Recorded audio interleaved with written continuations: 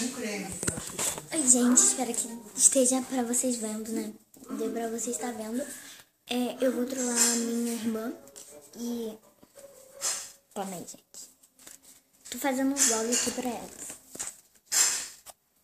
E ela tá... Fala oi, gente.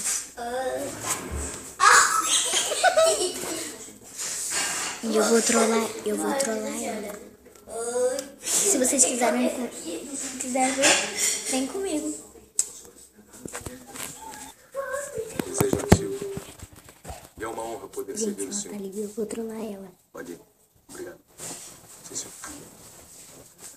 Espera. A câmera tá escondida. Dona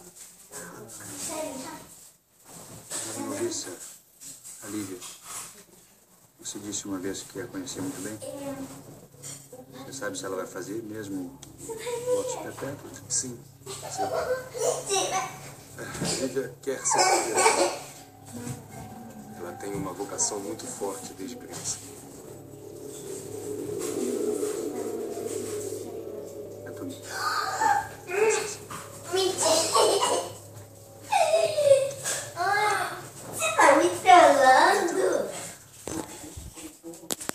Espero que vocês tenham gostado, gente. Beijo.